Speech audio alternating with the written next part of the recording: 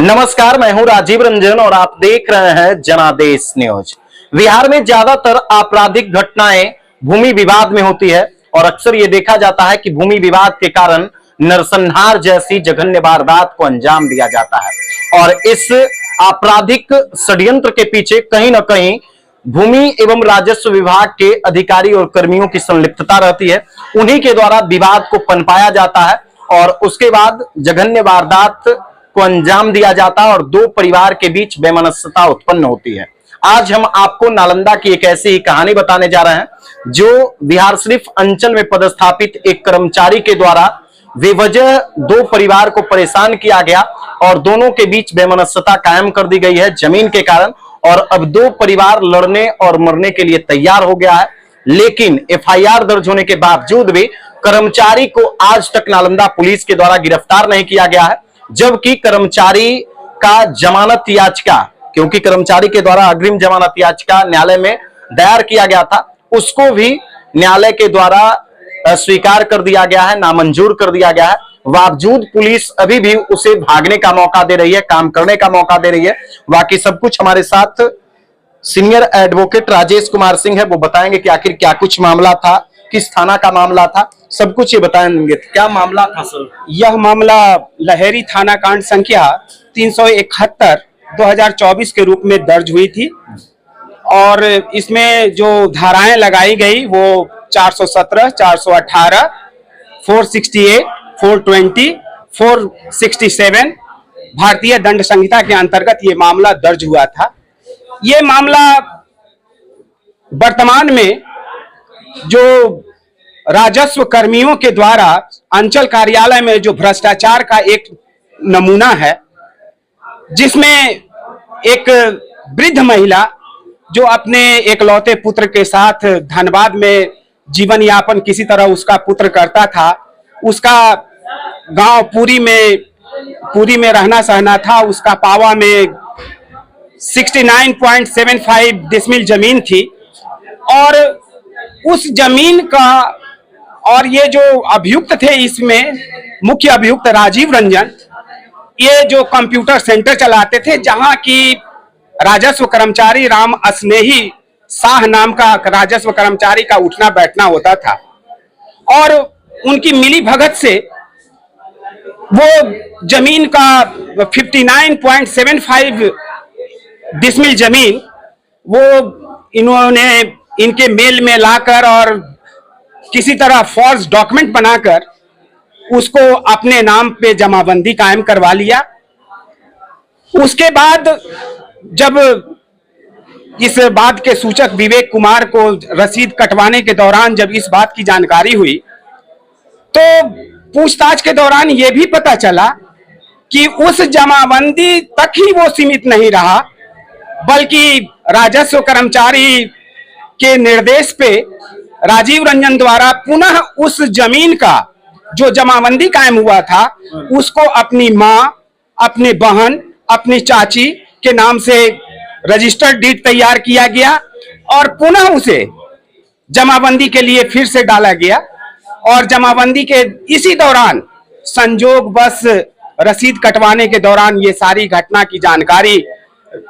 सूचक को हुई। सूचक को जानकारी होने के बाद आपको ये जानकर हैरानी होगी कि ये मामला की जानकारी सूचक को अप्रैल 2024 में हुई। 4 माह तक सूचक द्वारा वरीय पदाधिकारी हर डिपार्टमेंट के लोगों से कार्यालय का चक्कर लगाते रहा वो अपने वृद्ध मां के साथ, लेकिन उस कर्मचारी पर कोई एक्शन नहीं लिया गया और वो खुलेआम घूमता रहा। अंततः लाचार होकर वो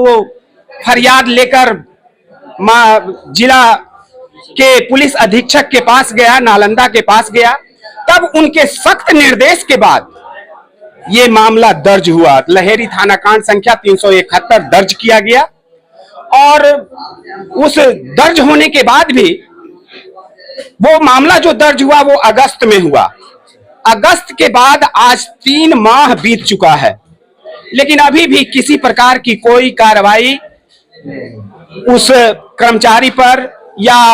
एक अभियुक्त को छोड़कर अन्य अभियुक्तों पर कोई कार्रवाई नहीं हुई। अच्छा सर, ये इनके तो देखा जाता है ना कहीं जमीनी विवाद में ज्यादा जो षड्यंत्रकर्ता होते हैं वो राजस्व कर्मचारी ही होते हैं। ये उन्हीं की मिलीभगत के कारण परिवार के बीच बेमनस्सता उत्पन्न होता है, रिश्तों का कत्ल किया जाता है। आज आप अगर पेपर अगर प्रतिदिन आप देखें तो हर दिन इस बात को पढ़ने को मिलेगा कि बाप ने बेटे को मार दिया, भाई ने भाई को मार दिया,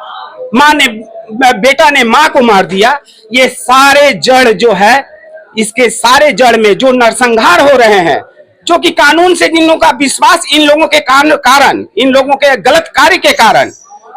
वो कानून से विश्वास उठ जा रहा है और ऐसे लोग ऐसा कार्य कर रहे हैं।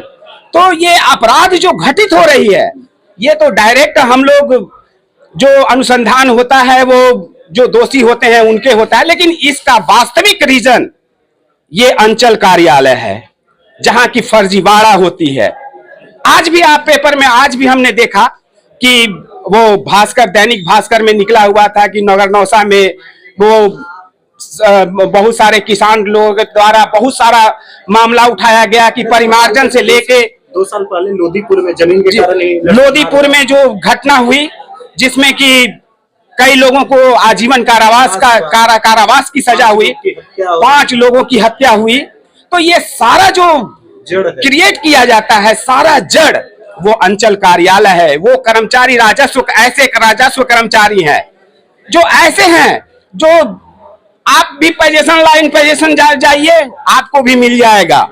दूसरे जाएंगे दूसरे को भी मिल जाएगा, कोई डर भय नहीं। इतना तक ये एफआईआर को देखने के बाद, 371 को देखने के बाद उसमें इस सूचक के द्वारा ये कहा गया है कि राजस्व कर्मचारी के द्वारा निर्भीकता से कहा गया कि हमें क्या होगा, हमें कुछ नहीं, राजस्व कर्मचारी को कुछ नहीं होता है, जहां जाना है तुम जाके कर लो। और यही बात हुई, कहीं कोई विभागीय कार्रवाई नहीं की गई, कोई किसी प्रकार का कोई एक्शन नहीं लिया गया। अंततः माननीय आरक्षी अधीक्षक के द्वारा जब उस वृद्ध महिला का फिर ये सुनकर, फरियाद सुनकर ये मामला दर्ज हुआ। आज भी उस बूढ़ी महिला को देखकर हमें ये होता है कि बेचारी वो जिसका की जीवन का आधार था, जिसके जीवन का आधार वो भूमि था, जो लास्ट समय में वृद्ध अवस्था में उसका एक आश्रय था, उसके बीमारी का, उसके खाना का, उसके पीना का, वो सारा इस कर्मचारी के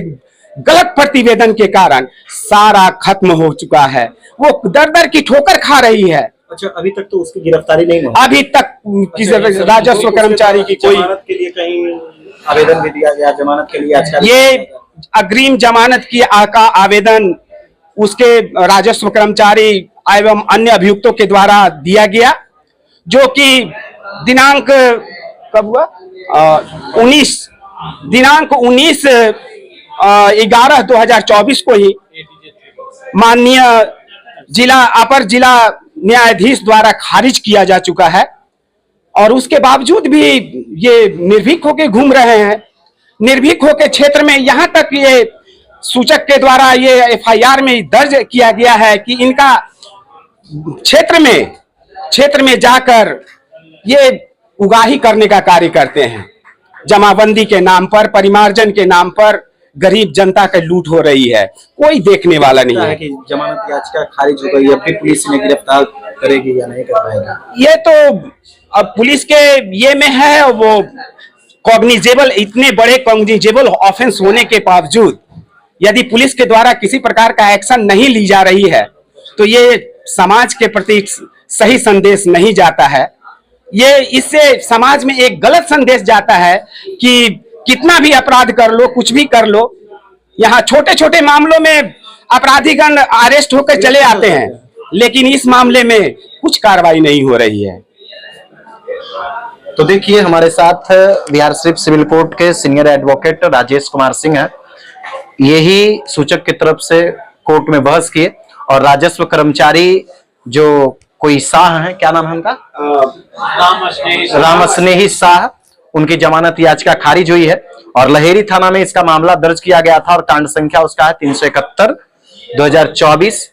और इसमें गंभीर प्रकृति का आईपीसी का सेक्शन लगा था। बावजूद पुलिस के द्वारा उस राजस्व कर्मचारी को गिरफ्तार नहीं किया गया, जबकि पूरे बिहार में जितनी भी घटनाएं होती है संभवतः ज्यादातर घटनाओं में भूमि विवाद ही देखा जाता है। और इस भूमि विवाद का असली जड़ अगर कोई है तो वो अंचल में बैठे हुए अधिकारी और कर्मी हैं। इन्हीं लोगों के द्वारा अक्सर विवाद उत्पन्न कराया जाता है और वो विवाद देखते देखते हत्या तक बदल जाती है। जैसा कि नालंदा में भी देखने को मिला था 2 साल 3 साल पहले, छबीलापुर थाना क्षेत्र में जमीनी विवाद में ही 5 लोगों की हत्या हुई और हाल के दिन में 15 लोगों को उसमें आजीवन कारावास की सजा हुई थी। तो कहीं ना कहीं राजस्व कर्मचारी और अंचल के जो भी कर्मी हैं, जो भी वहां मौजूद अधिकारी हैं, उन लोगों पर कोई ठोस कार्रवाई ना तो विभाग के द्वारा की जाती है ना ही पुलिस के द्वारा की जाती है। ऐसे में उनका मनोबल बढ़ता है और वो अक्सर इस तरह से फर्जीवाड़ा करते हुए कई परिवार को बर्बाद करने में जुटे हुए हैं, पूरे बिहार को बर्बाद करने में जुटे हुए हैं। अब देखना यह है कि नालंदा पुलिस आखिरकार इस राम सनेही शाह को कब तक गिरफ्तार करती है।